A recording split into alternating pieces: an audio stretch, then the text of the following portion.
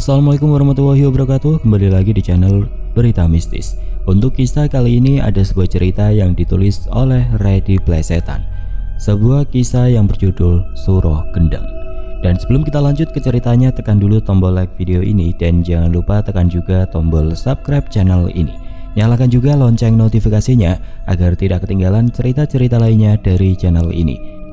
Dan seperti apa untuk kisah kali ini? Langsung saja kita masuk ke ceritanya.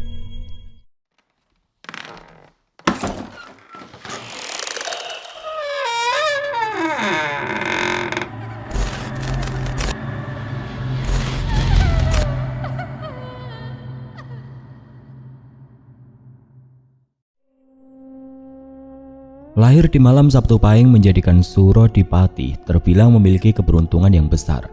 Nama Surodipati sendiri mengandung arti yang sangat kuat. Suro berasal dari kata Asura, yang berarti berani atau tidak takut.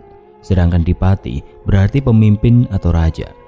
Jadi jika digabungkan dengan keberuntungan dari weton Sabtu Pahing, nama Surodipati seolah melambangkan seseorang yang lahir dengan kekuatan besar dan ditakdirkan untuk memimpin atau mencapai hal-hal besar dalam hidupnya. Surodipati sejak kecil sudah menunjukkan tanda-tanda seorang anak yang istimewa. Matanya yang tajam memancarkan keberanian yang luar biasa dan langkah yang tegas mencerminkan keyakinan diri yang jarang terlihat pada anak seusianya. Dalam lingkungan tempat tinggalnya, Surodipati tumbuh menjadi seorang anak yang penuh semangat dan pantang menyerah. Meski berasal dari keluarga sederhana, ia tidak pernah merasa kekurangan. Sebaliknya, ia selalu memiliki keyakinan bahwa ada sesuatu yang lebih besar menantinya di masa depan. Akan tetapi menjelang kelahirannya, ibu dari Surodipati harus mengalami perjuangan yang sangat berat dan menyakitkan. Menurut kisah yang diceritakan oleh Mbok Liem, kala itu Mbak Marsina yang hamil di luar nikah dan mengalami gangguan kejiwaan setelah sang kekasih meninggal dunia sempat merasa putus asa. Ibu dari Surodipati yang bernama Mbak Marsina itu dulunya adalah seorang perempuan yang ceria dan penuh harapan. Namun hidupnya berubah kelam ketika kekasihnya yang merupakan seorang pemuda gagah bernama Wiryono meninggal dunia ketika dia sedang mencari pakan ternaknya di perbukitan desa tempat tinggalnya. Kala itu Wiryono terpleset dan jatuh ke dalam jurang batu hingga dirinya ditemukan dalam kondisi tewas. Kabar kematian Wiryono pun datang bagai petir di siang bolong, menghancurkan seluruh impian dan masa depan yang telah mereka rencanakan bersama. Sejak saat itu Mbah Marsina terpuruk dalam kesedihan yang mendalam. Ditambah lagi dia menyadari bahwa dirinya sedang mengandung buah hati dari cinta mereka berdua. Mbah Marsina mulai menunjukkan tanda-tanda gangguan kejiwaan. Kadang dia berbicara sendiri, memanggil-manggil nama Wiryono di tengah malam, seolah-olah pemuda itu masih hidup dan berada di sampingnya. Desa pun gempar dan beberapa orang mulai berbisik-bisik tentang kutukan yang mungkin melanda Mbak Marsina dan anak yang ada di dalam kandungannya. Mbok Liem yang merupakan seorang dukun di desa itu sering datang ke rumah Mbak Marsina, mencoba menenangkannya dengan kata-kata lembut dan doa-doa yang menyejukkan. Namun perjuangan Mbak Marsina tidak berhenti sampai di situ. Dalam kondisi kejiwaan yang labil, dia harus menghadapi tekanan sosial dan rasa putus asa yang semakin mendera. Tidak sedikit orang yang menyarankan agar Mbak Marsina menyerahkan anak yang dikandungnya kepada orang lain, atau bahkan menggugurkan kandungan tersebut demi menghindari masalah di kemudian hari. Tetapi Mbak Marsina bersikukuh. Dalam keterpurukannya, ada secercah harapan yang terus dia pertahankan. Harapan akan anak yang sedang tumbuh di dalam rahimnya. Mbak Marsina percaya, meskipun dalam kegelapan terdalam, ada cahaya yang bisa menuntun jalannya kembali ke kehidupan sejatinya. Dia merasa anak ini bukan hanya buah cinta dengan Wiryono, tetapi juga satu-satunya alasan baginya untuk bertahan hidup, meskipun sering berada di ambang keputusasaan. Di saat-saat tertentu dia merasakan kekuatan yang begitu besar dalam dirinya, seolah ada yang berbisik lembut di telinganya, memintanya untuk bertahan dan terus melangkah. Menjelang malam Sabtu Pahing saat hujan deras mengguyur desa tanpa henti, Mbak Marsina merasakan nyeri hebat di perutnya. Mbok Liem segera dipanggil oleh tetangga untuk membantu proses persalinan. Di bawah cahaya temaram lampu minyak dengan doa-doa yang diucapkan penuh harap, Mbak Marsina berjuang di antara hidup dan mati untuk melahirkan anaknya. Suara tangis bayi akhirnya pecah di tengah hujan deras, memenuhi udara dengan kehidupan baru. Bayi laki-laki itu lahir dengan selamat. dan diberi nama Surodipati, nama yang penuh makna dan kekuatan, harapan baru bagi Mbak Marsina. Namun meski telah melahirkan, kondisi mental Mbak Marsina tidak serta-merta pulih. Dia sering duduk memandangi bayinya dengan tatapan kosong, sesekali menangis tanpa suara. Tetapi dalam dirinya perlahan tumbuh keyakinan bahwa Surodipati adalah anugerah yang telah diberikan Tuhan untuk mengisi kekosongan hatinya, menggantikan cinta yang telah hilang. Dan bagaimanapun anak itu adalah harapannya untuk bangkit dari kelamnya kehidupan. Dengan dukungan Boliem dan keluarganya serta beberapa tetangga yang memiliki kebaikan hati, Mbak Marsina berangsur-angsur menemukan kekuatannya kembali. Meski masih dihantui rasa kehilangan, dia mulai menerima kenyataan bahwa ada takdir besar yang menanti Surodipati, sebuah takdir yang mungkin akan mengubah hidupnya serta membawa keberuntungan besar tidak hanya bagi dirinya, tapi juga bagi desa dan orang-orang di sekitarnya. Ketika Surodipati berusia 5 tahun, tanda-tanda keistimewaan semakin jelas terlihat. Dalam kesehariannya, dia menunjukkan kecerdasan dan keberanian yang luar biasa. Bahkan untuk anak seusianya, orang-orang di sekitarnya mulai merasakan ada sesuatu yang berbeda dalam dirinya. Bukan hanya karena weton Sabtu Pahing yang dipercaya membawa keberuntungan besar, tetapi juga karena mata batin Surodipati yang begitu tajam dan peka terhadap hal-hal yang tidak bisa dilihat atau dirasakan oleh orang lain. Suatu ketika saat bermain di halaman rumah bersama teman-temannya, Surodipati tiba-tiba menghentikan langkahnya dan memandang ke arah hutan jati yang ada di ujung desa. Dia berdiri dalam diam, seolah-olah sedang mendengarkan sesuatu yang tidak terdengar oleh yang lain. Dan tiba-tiba dia berkata kepada teman-temannya untuk segera kembali ke rumah masing-masing, mengatakan bahwa ada bahaya yang akan datang. Anak-anak lain yang telah mulai melihat Surodipati sebagai sosok yang berbeda pun mengikuti sarannya tanpa banyak tanya. Tidak lama setelah itu terdengar suara gemuruh dari arah hutan. Kala itu angin bertiup kencang dan pohon-pohon bergoyang seolah-olah ada kekuatan besar yang sedang marah. Dan ternyata semakin suara gemuruh itu mendekat, angin puting beliung datang menyapu pepohonan dan merusak sebagian lahan pertanian di sekitar desa. Orang-orang desa terheran-heran bagaimana Surodipati bisa merasakan kehadiran bahaya itu lebih awal. Sejak kejadian tersebut, Surodipati semakin dipandang sebagai anak yang istimewa, bukan hanya oleh keluarganya, tetapi juga oleh seluruh warga desa. Meskipun masih diselimuti kesedihan dari masa lalunya, tapi Mbak Marsina merasa ada kekuatan besar yang mengalir melalui anaknya. Dia mulai lebih memperhatikan gerak-gerik Surodipati, memperhatikan cara dia berbicara, berpikir, dan berteriak. Setiap kali ada orang yang mengalami masalah, Surodipati seolah dapat merasakan apa yang harus dilakukan untuk membantu. Walaupun dia masih sangat muda, dia sering memberikan saran sederhana yang ternyata sangat manjur dalam menyelesaikan persoalan. Keluarga Mbak Marsina pun mulai merasa bahwa kehadiran Surodipati bukanlah sekedar kehadiran seorang anak biasa. Mereka merasa ada sesuatu yang lebih dalam pada diri Surodipati, sebuah kekuatan batin yang membuatnya berbeda dari anak-anak lainnya.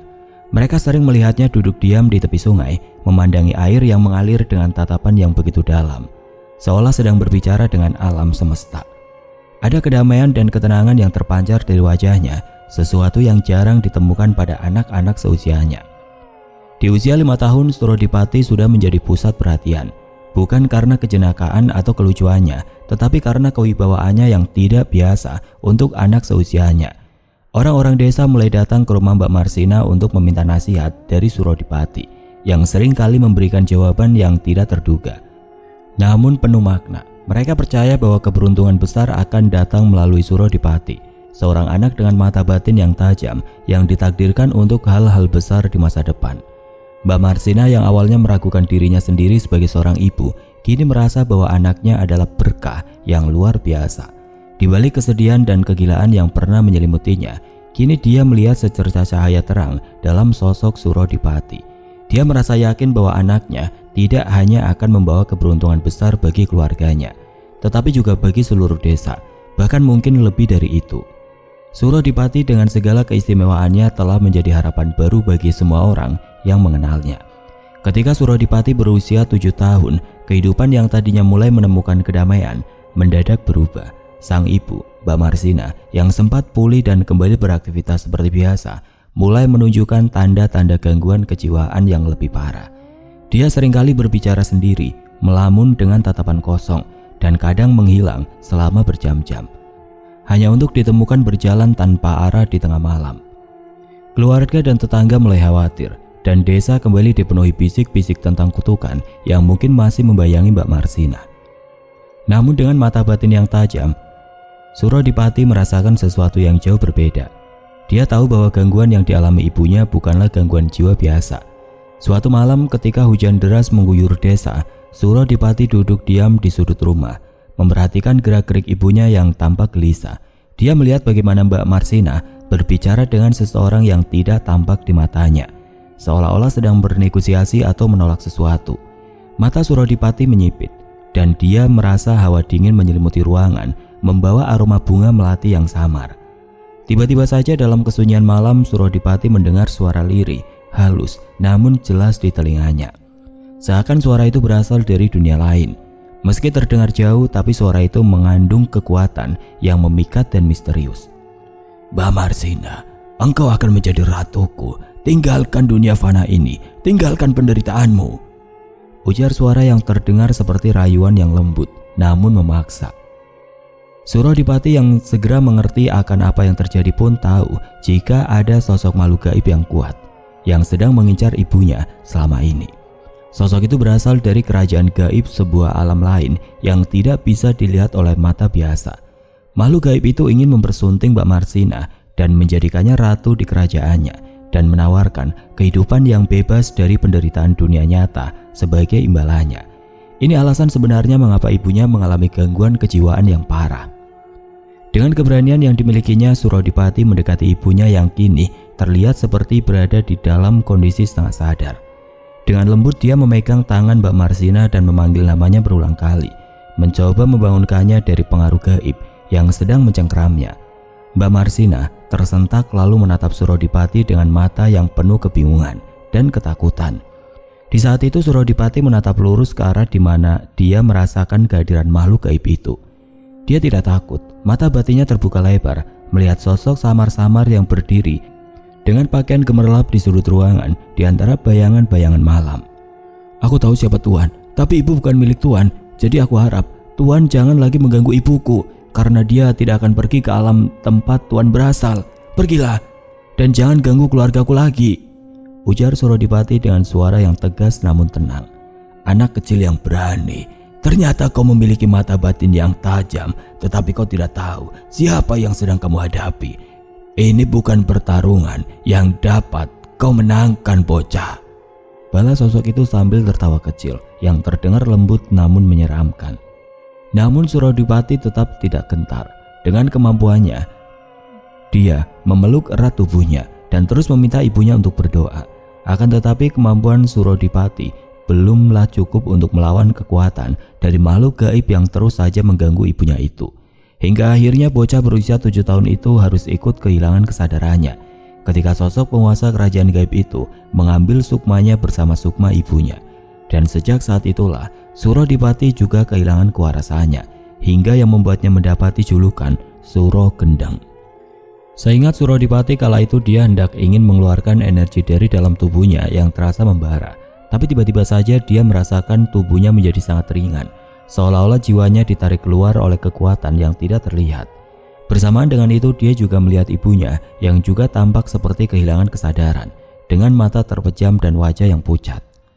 Dalam keadaan setengah sadar, Surodipati merasa dirinya ditarik ke dalam dunia yang gelap, sebuah tempat yang asing dan penuh misteri, hingga akhirnya bocah berusia 7 tahun itu merasakan kesadarannya mulai memudar. Sosok penguasa kerajaan gaib itu berhasil menarik sukma Surodipati bersama dengan sukma ibunya masuk ke dalam tempat makhluk itu berasal. Tubuh Surodipati pun terjatuh lemas di lantai tanpa kesadaran, seperti boneka yang kehilangan nyawanya.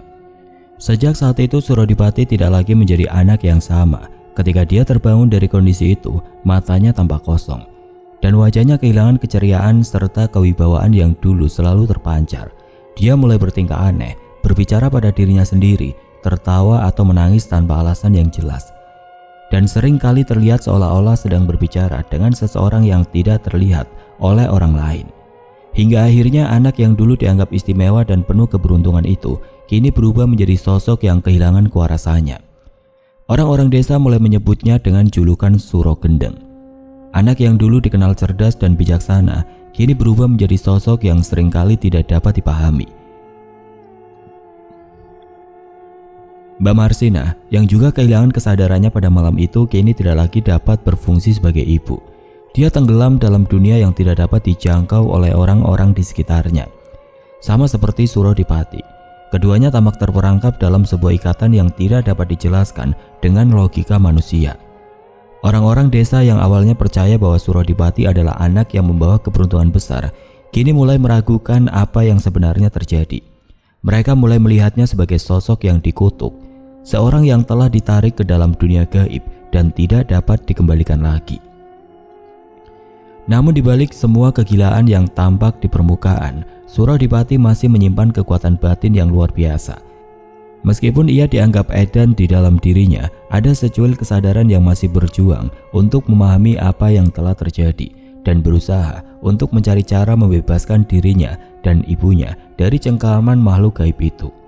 Dia tahu bahwa perjuangannya belum selesai, dan dalam kegilaan yang menyelimutinya ada sebuah tekad kuat yang tidak pernah padam. Dia harus menemukan cara untuk mengalahkan kekuatan gaib itu dan membawa kembali kedamaian bagi dirinya dan keluarganya.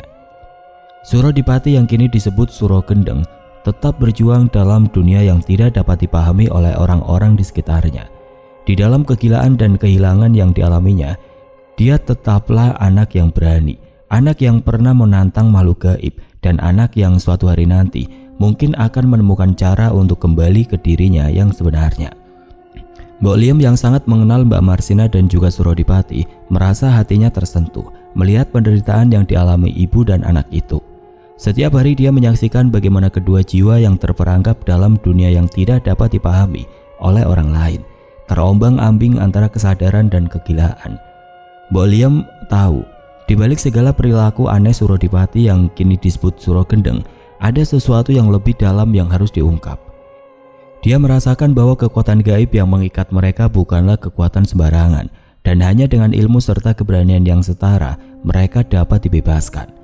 Dengan segala keterbatasannya, Mbok Lia memutuskan untuk melakukan sesuatu yang belum pernah dia lakukan seumur hidupnya.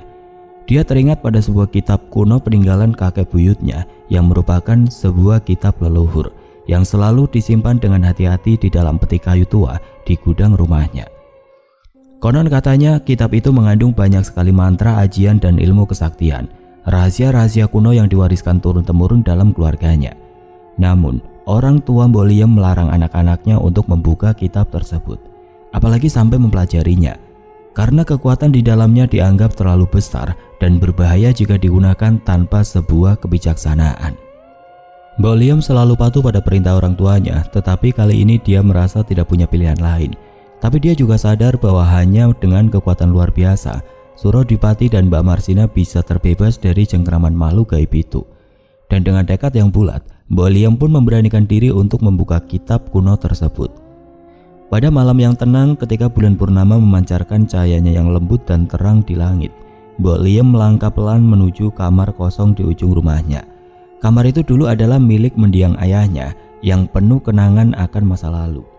Setiap kali dia melewati pintu kamar itu, ada rasa hormat dan sedikit takut yang menyusup ke dalam hatinya. Namun malam itu berbeda. Ada tekad kuat dalam langkahnya, meski hati kecilnya masih diliputi kecemasan. Tangan tuanya yang sudah dipenuhi keriput gemetar saat memegang gagang pintu kayu yang sudah mulai lapuk. Dengan hati-hati dia mendorong pintu itu hingga terbuka dan memperlihatkan ruangan yang gelap dan sunyi. Bayangan-bayangan panjang dari cahaya rembulan yang menembus celah-celah jendela menari di dinding kamar. Mbok Liem merasakan hawa dingin menyelinap, seperti ada kehadiran yang tidak terlihat yang sedang memperhatikannya. Di sudut kamar terdapat sebuah peti kayu yang sudah lama terkunci rapat. Peti itu adalah peninggalan leluhurnya, diwariskan secara turun-temurun, dan di dalamnya tersembunyi kitab kuno yang hingga kini belum pernah dia buka. Bahkan mendiang suami Mbok Liem pun tidak berani membuka kotak kayu tersebut, karena benda itu memiliki energi pelindung yang cukup besar. Dengan langkah perlahan Mbok Liem mendekati peti tersebut. Jantungnya berdetak lebih cepat seiring dengan setiap langkah yang diambilnya. Dia berhenti sejenak, menatap peti itu dengan mata yang berkaca-kaca.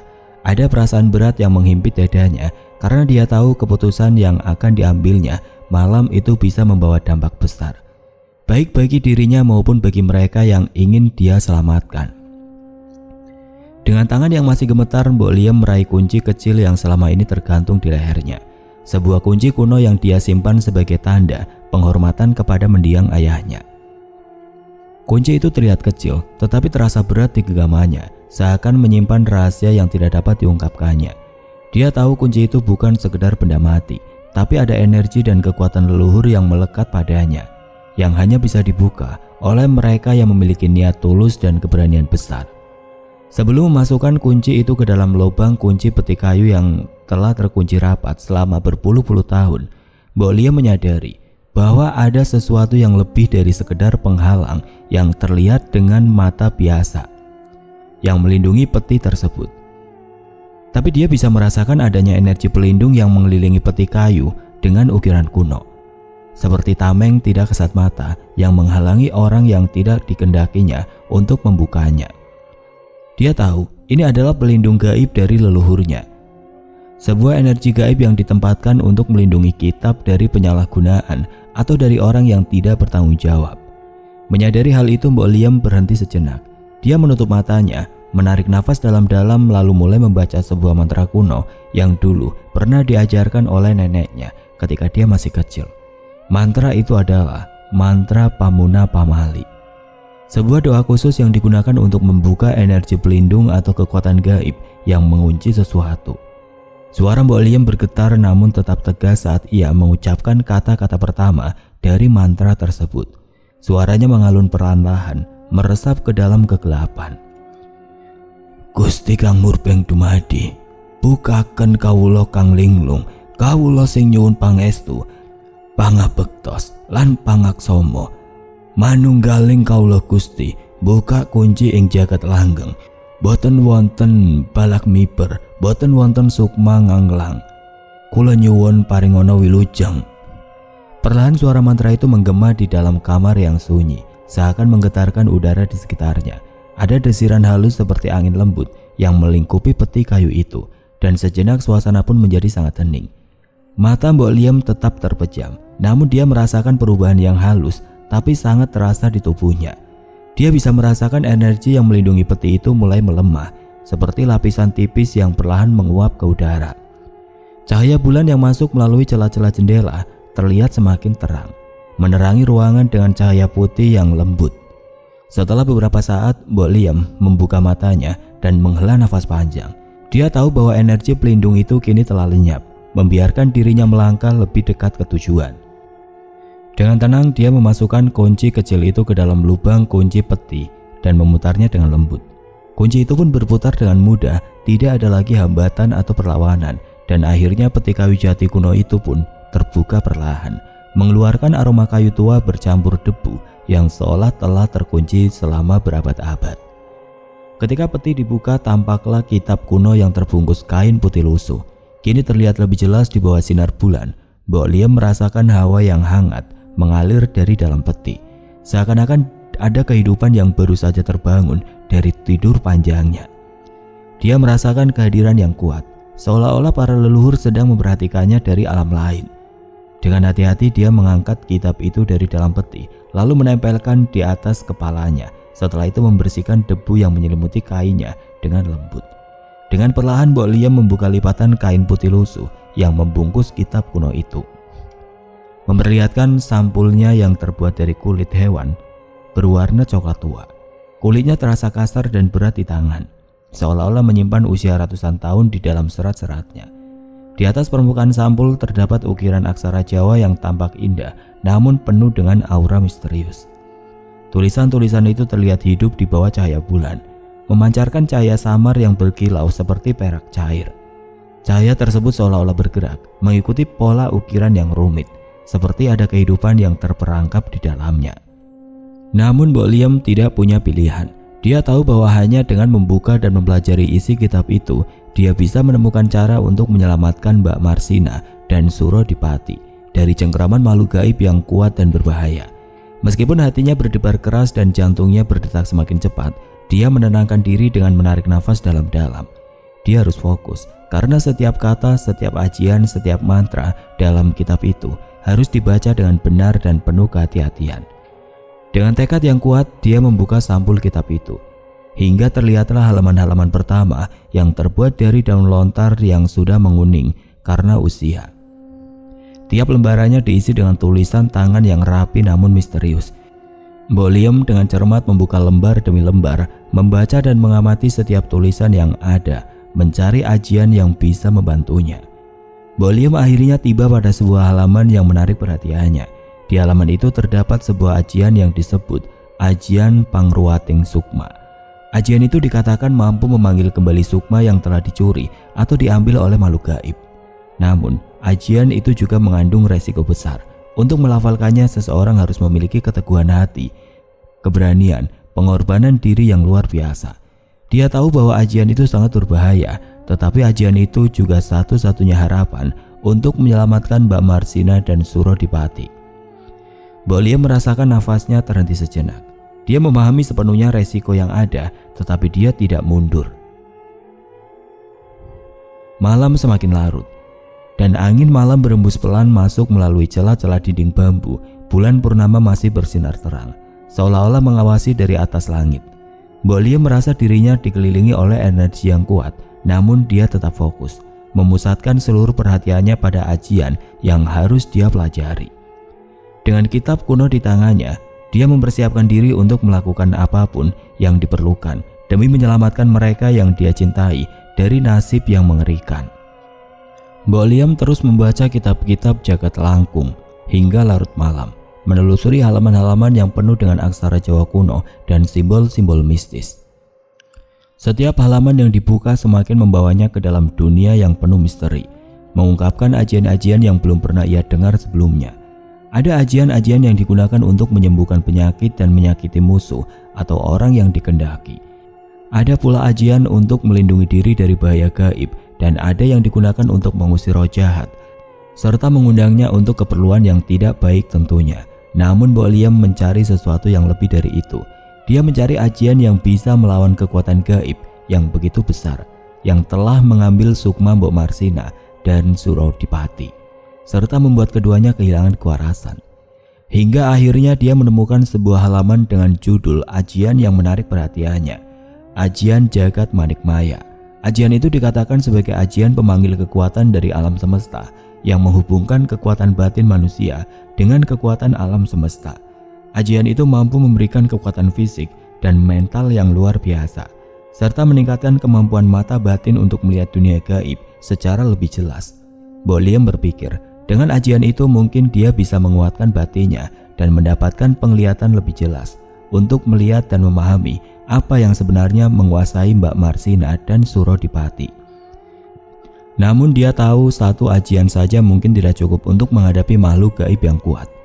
Maka dia terus membalik-balikan halaman hingga akhirnya tiba pada sebuah ajian lain yang dinamakan Ajian Jagat Kasepuhan. Ajian itu adalah ajian pemanggil roh pelindung leluhur. Dengan ajian Jagat Kasepuhan, seseorang bisa memohon bantuan dari arwah leluhur yang telah mencapai tingkat spiritual yang tinggi untuk melindungi dirinya dan orang-orang yang dicintainya dari bahaya gaib. Ajian itu sangat berguna jika menghadapi makhluk-makhluk yang lebih kuat dan licik, yang tidak bisa dilawan hanya dengan kekuatan manusia biasa. Akan tetapi ajian itu juga memiliki konsekuensi yang besar. Menggunakan ajian Jagat Kasepuhan berarti harus siap menerima konsekuensi dari dunia gaib, karena terkadang roh leluhur meminta syarat tertentu sebagai imbalan atas bantuannya, dan ini bisa berupa apa saja, dari laku tirakat hingga persembahan khusus. Mbok Liem tahu bahwa hal itu bisa menjadi pertaruhan yang sangat berbahaya, tetapi dia merasa bahwa dia tidak punya pilihan lain.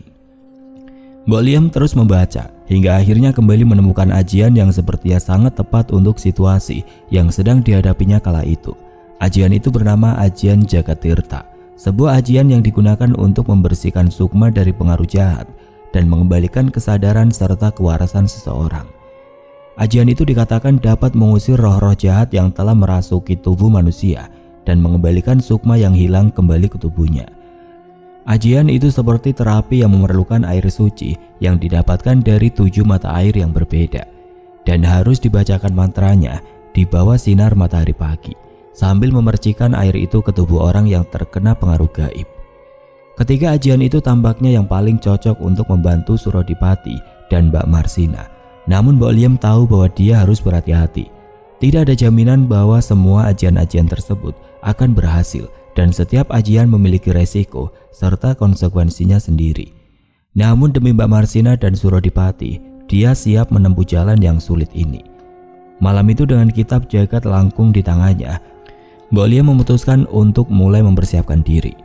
Keesokan harinya ketika matahari baru saja terbit dan embun masih menempel di dedaunan, Mbok Liem mulai mempersiapkan segala sesuatu yang diperlukan untuk ritual besar itu. Langkahnya mantap dan hatinya bulat, meskipun perasaan was-was tidak bisa sepenuhnya diabaikannya. Dia tahu bahwa apa yang dilakukannya adalah sesuatu yang sangat beresiko. Namun demi Mbak Marsina dan Surodipati, dia siap menantang apapun.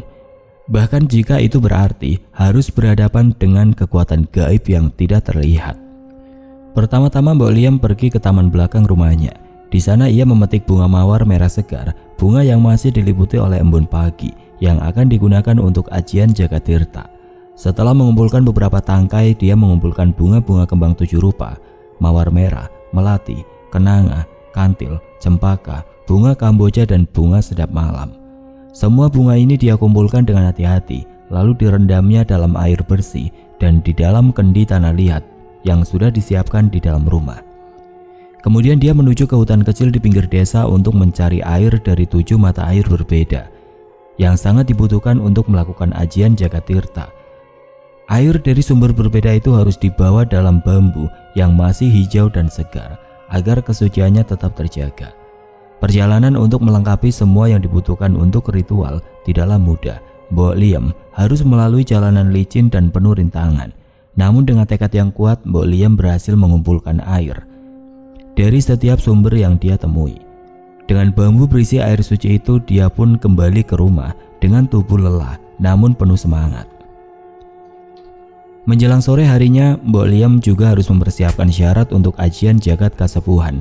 Ajian itu memerlukan persembahan berupa sesajen yang harus ditempatkan di bawah pohon beringin besar yang dianggap keramat di desa itu. Dia mempersiapkan sesajen berupa kembang telon, dupa, seikat daun sirih, beras kuning, serta pisang raja dan kelapa muda. Semua itu diletakkan di atas tampah besar yang diberi kain putih sebagai alas dengan penuh penghormatan. Saat matahari mulai condong ke barat, Mbok Liem telah mengumpulkan semua bahan yang diperlukan. Satu persatu dia menyusunnya di atas meja kecil di dalam rumah, memeriksa kembali apakah semuanya sudah lengkap dan sesuai dengan ajian yang akan dilakukan. Hari mulai beranjak sore, dan Mbok Liem tahu bahwa waktunya hampir tiba. Sebelum memulai, Mbok Liem meluangkan waktu sejenak untuk berdoa. Dengan tangan terkatup di dada dan mata terpejam, dia memohon petunjuk dan perlindungan dari leluhur dan Tuhan Yang Maha Esa. Dia memohon kekuatan dan keberanian untuk menghadapi apapun yang akan terjadi.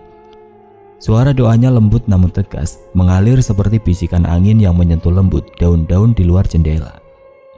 Menjelang senja, Mbok Liem melangkah keluar dari rumahnya, membawa kendi berisi air suci dan sesajen di atas tampah. Langit mulai gelap, dan bulan purnama yang tadi malam menjadi saksi ketetapan hatinya, kini mulai muncul di cakrawala, memancarkan cahayanya yang terang di antara bintang-bintang.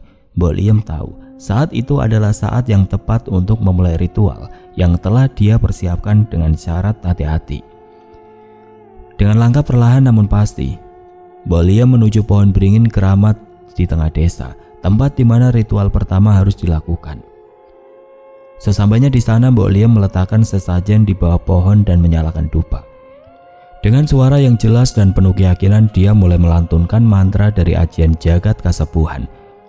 Suaranya mengalun lembut namun penuh kekuatan, menembus keheningan malam yang dalam.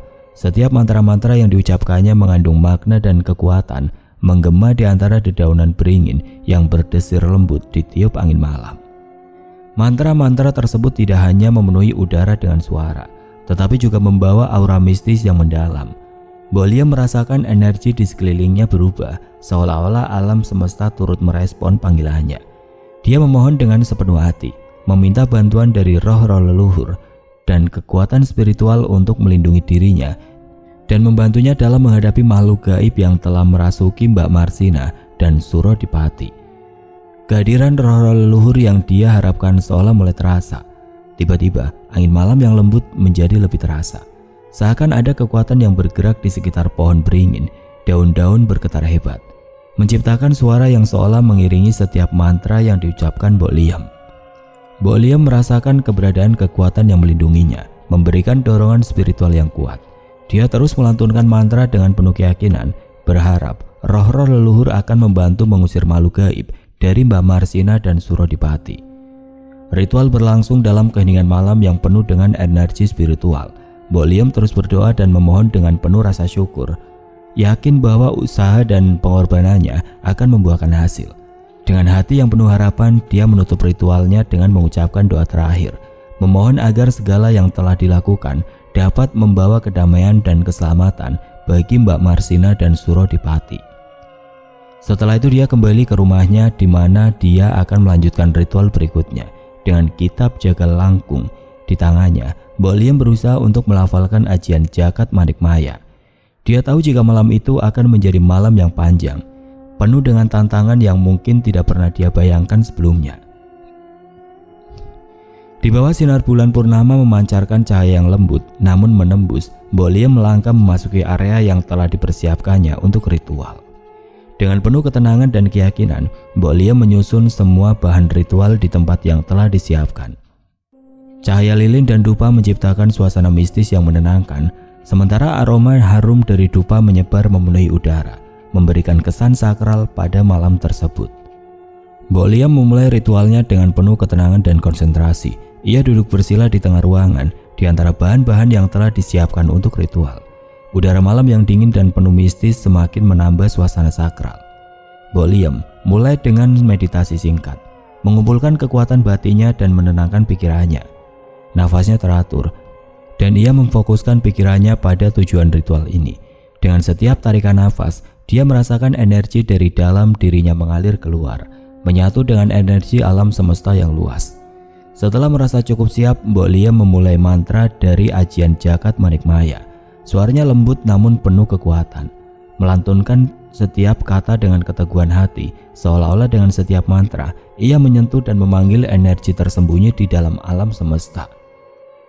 Setiap mantra yang diucapkan memancarkan getaran yang terasa di udara, menciptakan gelombang energi yang menyebar ke seluruh penjuru ruangan. Mantra-mantra tersebut tidak hanya memenuhi ruangan dengan suara dan cahaya, tetapi juga mempengaruhi hawa di sekeliling ruangan. Udara menjadi terasa lebih berat, dan energi di dalam ruangan semakin kental. Mbok Liam merasa bahwa dia sedang berada dalam hubungan langsung dengan kekuatan alam lain yang mendengar panggilannya. Saat Mbok Liam melanjutkan ritualnya, bulu kuduknya mulai meremang, yang menandakan kehadiran energi besar yang sedang menyelimuti tempatnya berada. Energi itu terasa sangat kuat dan tidak biasa, mempengaruhi suasana di sekelilingnya. Dari mata batinnya, Mbok Liam mulai melihat wujud bayangan hitam yang muncul perlahan-lahan. Bayangan hitam yang muncul di hadapan Mbok Liam memiliki bentuk yang kabur dan tidak terdefinisi dengan jelas, namun jelas sekali menunjukkan bahwa itu adalah makhluk gaib dengan kekuatan yang sangat besar. Mbok Liam merasakan beban spiritual yang sangat berat, seolah seluruh alam semesta bergetar akibat kehadiran makhluk gaib ini. Menghadapi situasi yang penuh resiko itu, Mbok Liam memusatkan seluruh perhatian dan energinya. Dia menguatkan tekadnya untuk menghadapi makhluk gaib itu, meskipun ketakutan dan kekhawatiran terus mengganggu pikirannya. Dengan suara yang penuh tekad, dia terus melantunkan mantra dari ajian Jagat Manik Maya, berusaha menembus dan mengatasi kekuatan bayangan hitam yang mengancam. Mbok Liam bisa merasakan bahwa energi positif dari mantra-mantranya mulai berinteraksi dengan energi negatif dari makhluk gaib. Bayangan hitam itu tampak bergetar dan melawan, mencoba untuk mempertahankan keberadaan dengan segala cara. Di tengah ketegangan yang semakin meningkat, Mbok Liam tiba-tiba mendengar suara yang samar namun cukup jelas untuk dikenali. Suara tersebut tampaknya datang dari dalam kegelapan bayangan hitam. Suara itu adalah suara Surodipati yang terdengar lirih namun dapat dipahami. Mbok Liam mencoba untuk memahami apa yang sedang terjadi.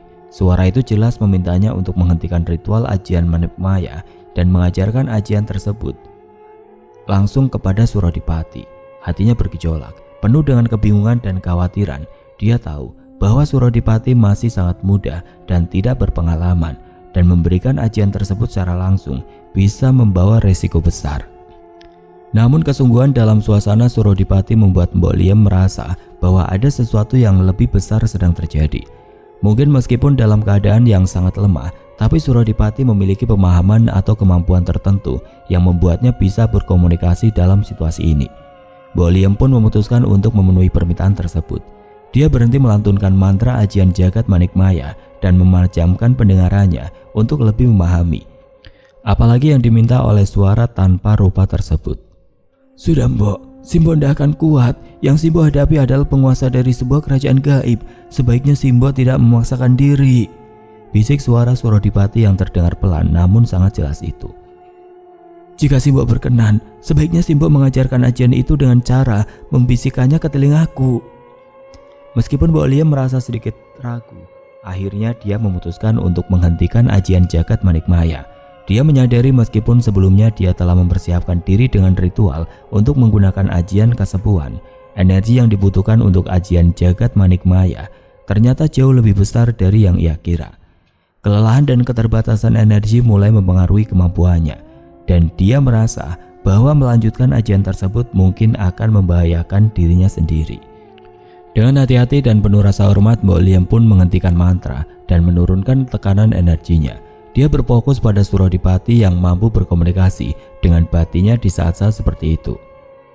Dengan langkah hati-hati, Mbok Liem memastikan bahwa semua bahan ritual yang digunakan dikeluarkan dengan benar dan ruangan tetap aman dari energi negatif yang mungkin masih ada.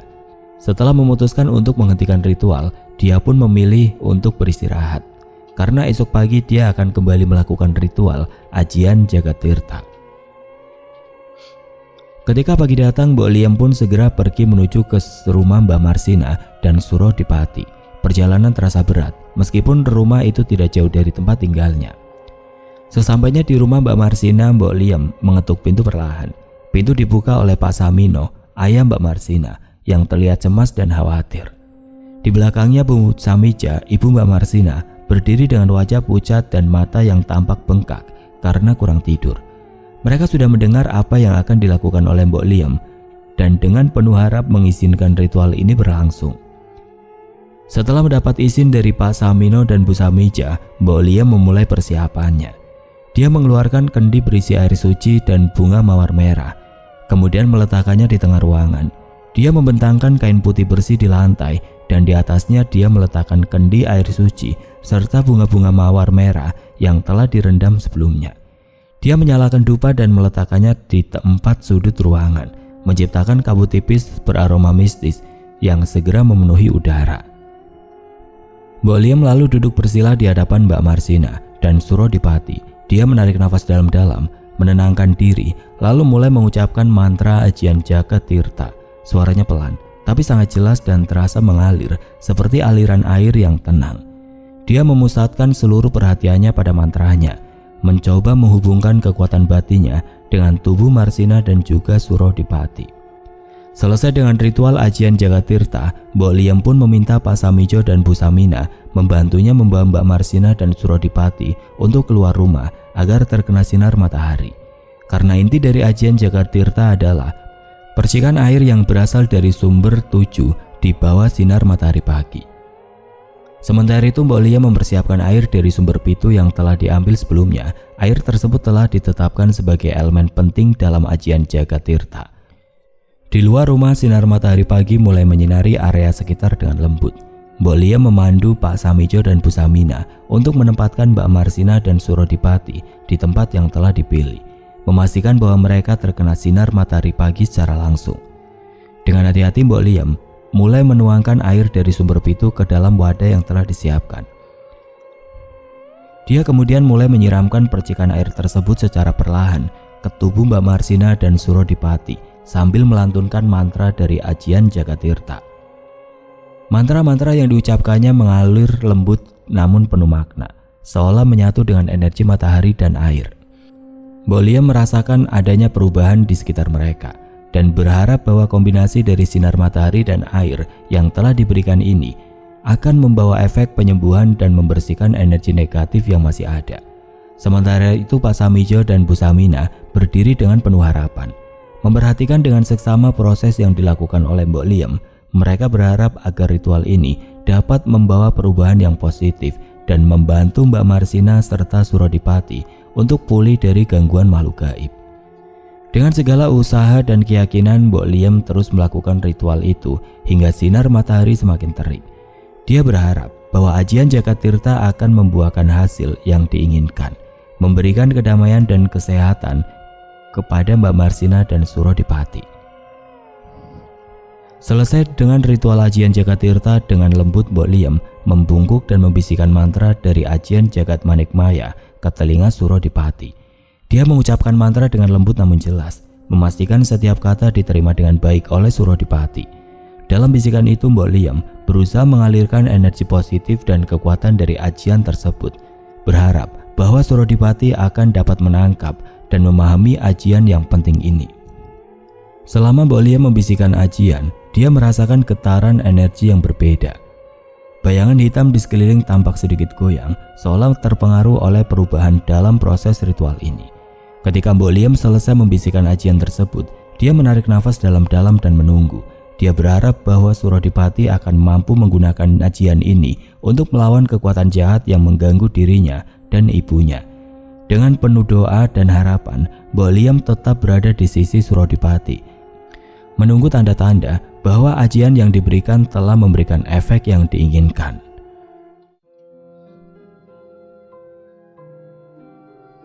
Oke teman-teman, sampai di sini dulu ceritanya. Nantikan kelanjutan kisah ini di video berikutnya. Agar tidak ketinggalan, klik tombol subscribe channel ini dan nyalakan lonceng notifikasinya. Wassalamualaikum warahmatullahi wabarakatuh.